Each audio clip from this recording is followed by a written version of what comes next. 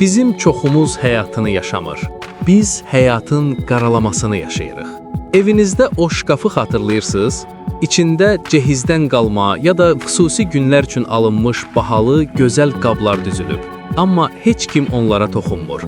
Analarımız həmişə deyərdi, dəymə, sındırarsan. O qonaq üçündür, o xüsusi gün üçündür və s. Və o qablar illərlə orada qalır. Tozlanır, saralır, modadan düşür, köhnəlir, amma o xüsusi gün heç vaxt gəlmir. Biz o şirniyyatı o gözəl boşqabda yemirik. Adi gündəlik qabda yeyirik. O çayı köhnə stəkanda içirik. Çünki özümüzü o gözəlliyə layiq bilmirik. Deyirik, hələ tezdir, sonra. Bəs sənə desəm ki, biz təkcə qabları yox, öz həyatımızı da o şkafda saxlayırıq. Universiteti bitirim, yaşayacağam. Evlənim, xoşbəxt olacağam. Kredit bitsin, rahat nəfəs alacağam. Amma pis xəbərim var dostum.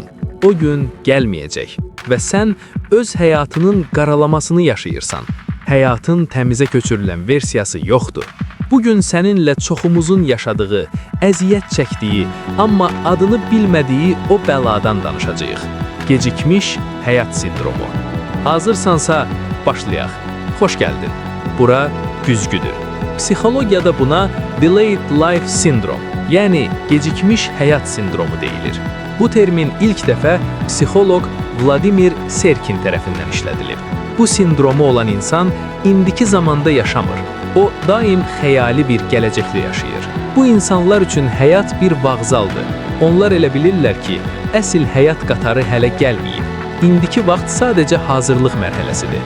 Araqlıyım, yeni paltarlar alacam. İndi köhnələri geyinir. Uşaqlar böyüsün, özümə vaxt ayıracam. İndi özünü unudur. Təqaüdə çıxım, səyahət edəcəm. Biz özümüzə şərtlər qoyuruq. Xoşbəxtliyi bir mükafata çeviririk. Deyirik ki, mən hələ xoşbəxt olmağa layiq deyiləm. Əvvəlcə bu işi həll etməliyəm. Amma acı həqiqət budur.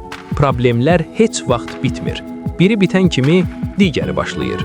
Əgər sən xoşbəxtliyi problemlərin bitdiyi yerə qoymusansa, deməli, sən heç vaxt xoşbəxt olmayacaqsan.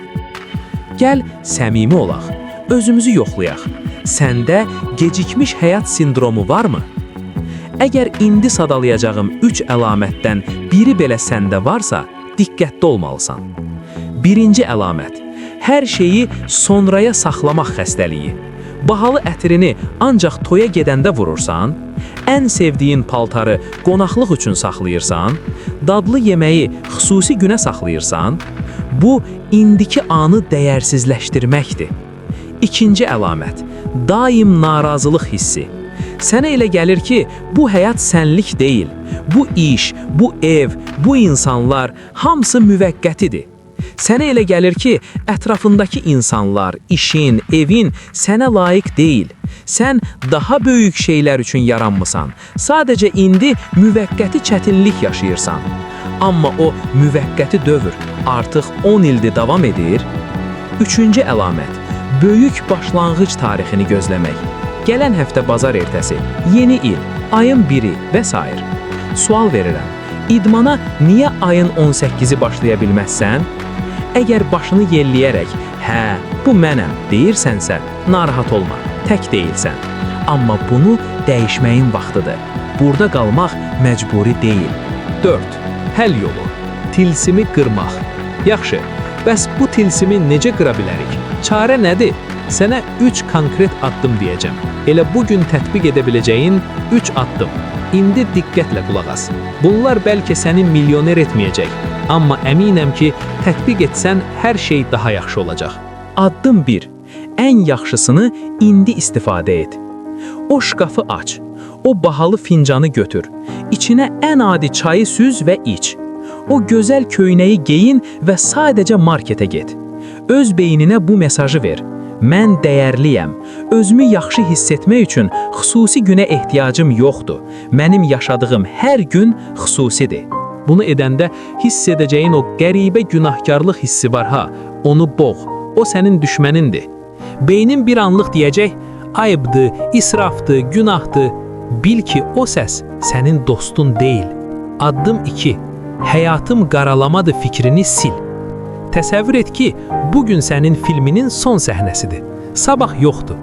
Nəyi fərqli edərdin? Kimə bağışla deyərdin? Kimə səni sevirəm deyərdin? Həyat məşq deyil. Səhnədəsən. İşıqlar yanır. Rolunu oyna. Gözləmə ki, rejissor stop, yenidən çəkirik deyəcək, deməyəcək. Addım 3. Kiçik sevincləri görməyi öyrən. Böyük hədəflərin ev, maşın, karyera olsun, bu əladır. Amma onlara gedən yolda pəncərədən baxmağı unutma. Bir fincan kofenin qoxusu, uşağının gülüşü, yağışın səsi. Xoşbəxtlik finiş xəttində deyil. Xoşbəxtlik o yolda qaçarkən üzünə dəyən küləkdir. Dostum, həyat çox qısadır. O qədər qısadır ki, onu təxirə salmaq ən böyük israfçılıqdır. Sabah oyanacaqsanmı, bilmirik. Ona görə də bu videonu söndürəndən sonra get və çoxdandır etmək istədiyin o balaca şeyi et. Unutma, hər gün güzgüdə gördüyün insan xoşbəxt olmağa layiqdir. Həm də sabah yox, məhz bugün. Şərhlərdə yaz, sən həyatında nəyi boş yerə təxirə salmısan? Bəlkə elə bugün başlayaq. Videonu bəyənməyi və kanala abunə olmağı unutma. Hələlik.